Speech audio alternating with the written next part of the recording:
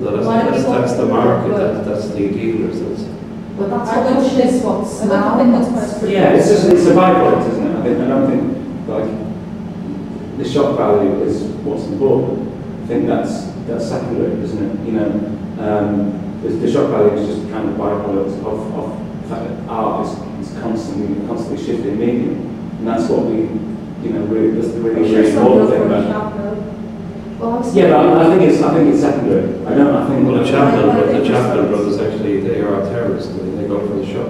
But there's so much more to their work about shock. It's not about. I mean, it was initially about shock, I think, and I think people kind of, even now, you know, seeing like a model of a little girl with a penis coming out of her mouth, that's like, whoa, that's really shocking. But then there's so much more behind it. But I think it's down to kind of. Not necessarily, I don't know who it's down to really, but maybe it's, you have to look beyond that. You can't just say, you know, look at an image like the press would do and go, oh right, that's shocking, that's awful, you know, that's contemporary art. It's like, well actually, if you take the time to look at it a bit more and find out about the rest of their work, like their mid-career retrospective here, you know, those kind of so-say shocking kind of models were only a tiny bit of the exhibition. Wasn't that exhibition that had here kind of contradiction, because you hadn't done the Goyas, which I think is taking Goya. They had those the models they made of the dinosaurs, which I thought did nothing for me. But then I saw the Chaplin family, where I'm assuming they used skilled craftsmen to make their concepts, their images. But they were beautiful. No, they were beautiful. Yeah. I don't believe they would have. Why? I just don't. No, I think they would have given it out to the studio, and the studio would have made it like Hearst. But they could have made it themselves. I don't imagine so. I'm not saying. I just don't believe they did. What was it? I mean, that's where conceptual art is a lot No, but I mean, I think they make the majority of their work, and just because they do the shocking conceptual stuff doesn't mean they aren't skilled crafts, you know, artists that can actually physically make something really amazing. Well, I stand to be corrected, right? I know that Hearst doesn't make his own work, he's got his that's one artist. But that's a major thing that a lot of these people do. It's like, what you may call what's his name? The one that Hearst, what's the name in America? Good. Jeff Koons, he doesn't make his stuff, he just does the design, has an idea, and gives it to the craftsman. But that's not what everyone gives does. It to what they call fabricators. Fabricators, right? Well, I'm knocking down. What I'm saying is that particular, that room, I thought it was fantastic. I thought that was fantastic. Whether it did some of the... It's only the same. I can accept it. I can accept that. I thought it was beautiful, but I thought the other... I mean, that's a great art form in itself. It's like the Reverend, that's what's like, you know, just established. Where's the danger in that? Chapman room, I thought was beautiful. Well, I think an artist doesn't have to be a plaster. If it's kind of like someone does it and says, well, I come up with this, but someone else made it, as long as that's put out there, you know, I don't see the harm in that. If that's what they want to do to achieve the same thing, as long as they say, I personally didn't make this myself. What's that harm? A lot of the old masters didn't do all their paintings.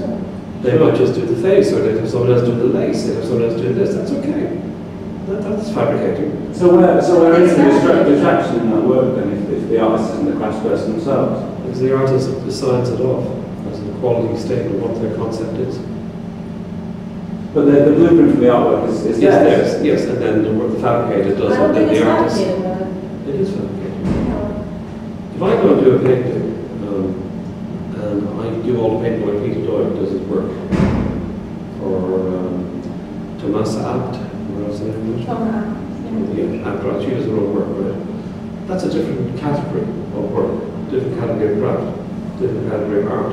But if someone comes along and I'm not really familiar with these artists and I see, I'll just say that's a nice piece of work. I may not have. That's a target choice, yeah. But that's what I'm saying. It doesn't matter if you want to go with the wrong people. I mean, what you it doesn't matter if they ship it off to a factory in a whole other country and say, here's my blueprint, make it, because the person will come along and just look at it. Yeah. Whereas you guys maybe come along with your opinion of the artist ahead of time. And I think that in itself just shows your opinion and changes it. And maybe then that's where you might think it is or who can lead us. Because you maybe have the background of the artist. And I can just come along to the Turner Prize and look at it and say, I'm coming in with an open mind. I don't know who's done this. I don't remember their names actually even now, and I just saw it an hour ago. I just remember the artwork. I don't think there should be a difference in ranking between, you know, if an artist has made it themselves or if they've got an idea and then they've gone and said, right, can you just make this physically put it together. But I don't think there should be a difference in ranking. It really irritates me when. Yeah. I don't know, because the whole I want to do about art's changed. It's not about kind of an artist slogging away like 10 hours a day in the studio, kind of doing amazing things. It's different. Like it can be that, but I think people just maybe need to like broaden what they think of as being an artwork.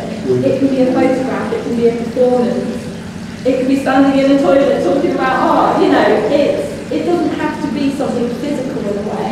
And I think, that's not anything elitist. I don't think that's elitist, it's just understanding that something was done 500 years ago is different to how we work now. Was the bringing of that concept elitist in the beginning, and then but the supporting of it made it accepted now. The Turner Award has made what was seen as elitist now accepted because it's been marketed, it's been... I think that perception is still there. I don't think that's something that's going to go away. Well, what would make it's not even an open person or an average person, just a normal person going about their everyday business.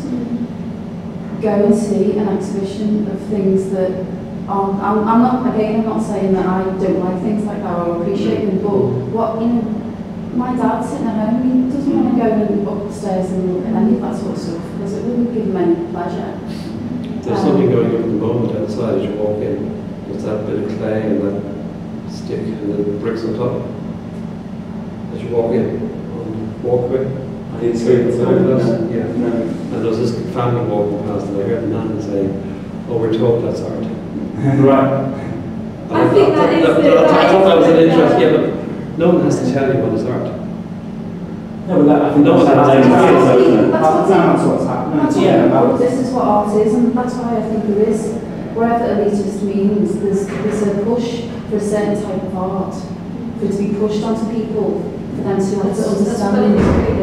Music and movies and dance and contemporary dance versus ballet, You could say you could appreciate ballet and you could create a contemporary dance, and you could say that's not dance. Or if someone said, this is the most amazing dance troupe, you're going to go and say, well, that was the most amazing dance troupe. Well, what if they're, if you were to dance, what if they're, like your ballet, they go to training? All dancers go to training.